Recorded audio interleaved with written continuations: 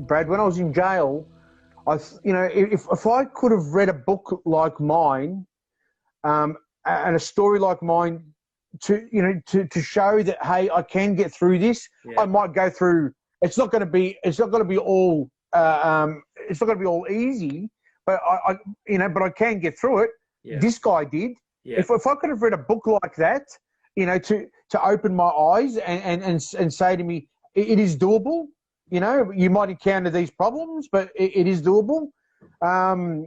I at least I would have known what I would have been expecting when I got out of jail. That's right. So the other thing I do now is I go into jails and I mentor guys. So I mentor them one-on-one, and I also speak to groups of prisoners and I tell them my story. Yeah. Yeah, to try and give them hope and let them know that, hey, it's not easy, but it's doable. And once you've gotten through that stage, you're free. You don't know anybody, anything. Yeah, you can get your life back. Yeah? That's good. Yeah, man, good on you. That's so good. That's what people need. They need hope. Hope is just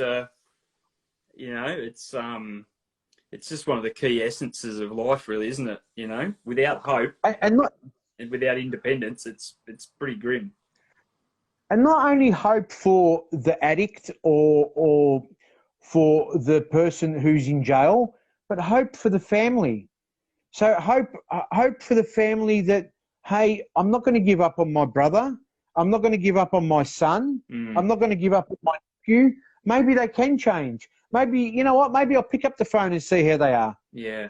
Okay, I'm not going to send them money because sending them money is not the right thing to do, but I'm just going to check on them, see how they're okay. Show some love.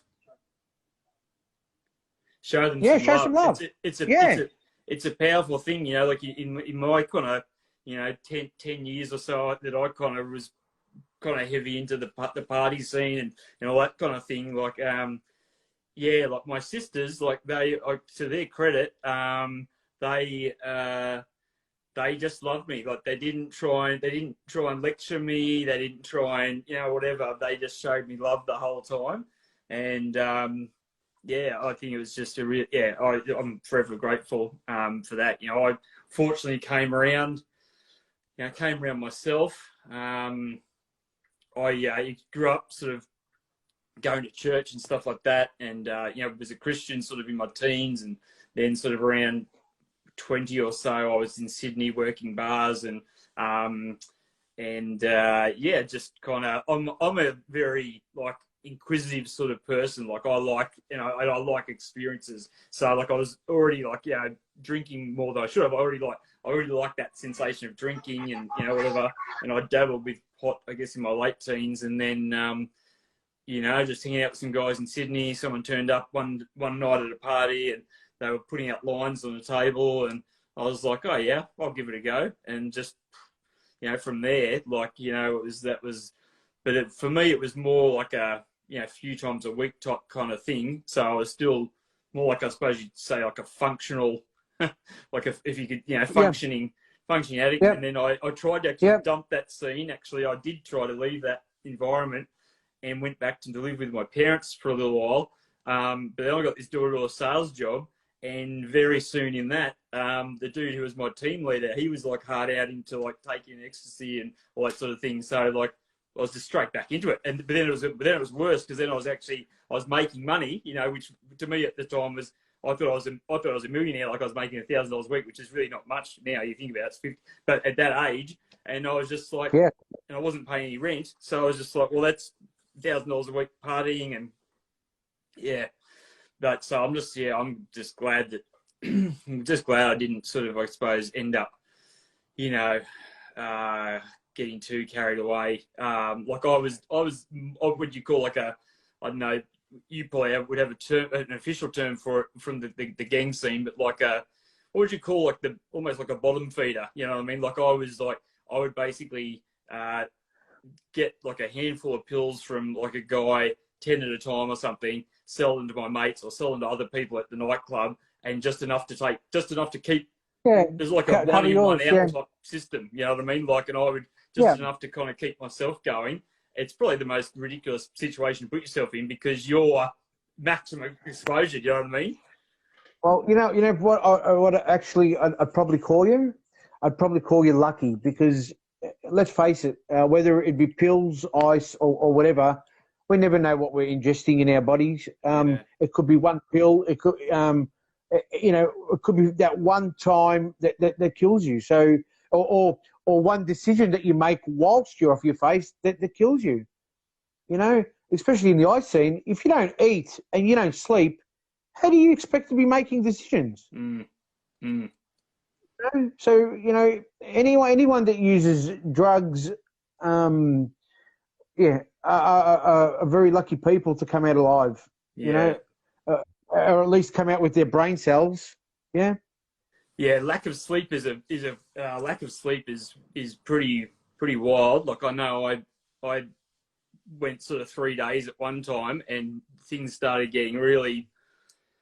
So I would say I had a minor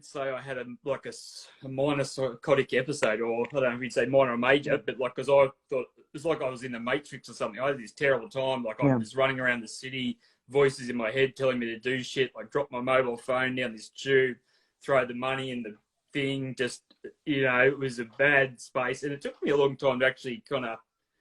It did rattle me for a while. That stayed with me for a while, but I'm lucky that that could have been the one. That could have. Some people's brain just actually literally gets snapped at that point, and you have a permanent damage to your brain. I mean, I can't say I've got all my brain cells, but I definitely am lucky to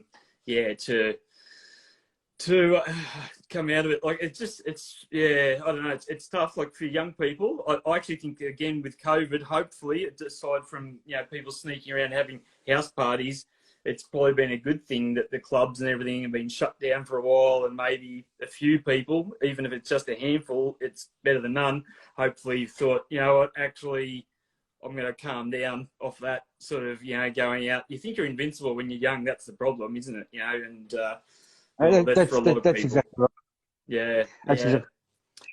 So while we've got this other opportunity, can I just stress the fact that while COVID is going on, if you've got some friends out there that you haven't heard from for a while, just pick up the phone because mental health is a big issue at the moment. Yeah. A big issue. Suicide rate has jumped 200%. Yeah. Just pick up the phone. Just check on a friend. It costs nothing. Sometimes a phone call is all it takes. Yeah. Touch off the subject. Very important. Yeah. 100%, man. And that's like that exact thought about COVID, and with people being stuck at home with potentially no food or no money, they've lost their job, and maybe they're trapped in a violent situation. It's now worse because they're with their offender 24/7. There's all sorts of things, those kind of nasty thoughts, but the real reality was kind of what inspired me to go down the channel of trying to start this social enterprise, Flicks for Good, because I want to be able to create money and awareness to give to the causes who are on the front line, trying to help, those people, trying to stop suicide, trying to help domestic violence, and or even just helping people be aware. So like you say, so that they can just do awareness, simple things like pick up the phone and just showing love and a bit of caring towards people. It really does. Yeah, it costs nothing. And I think the more people can be educated, the more people can understand stories and stories like yours, it hopefully gives them a little bit more compassion with other people that are out there. Because as you say, like it's easy. A lot of people just go, fuck that guy. You know what I mean? Like just like they'll write them off. They'll just go, oh well, I've got my own little collection of friends over here. My life's pretty hunky dory. We'll just turn the back on them. But thanks, mate. Thank you so much for coming on. It's been a real pleasure chatting to you, and hopefully we'll talk again.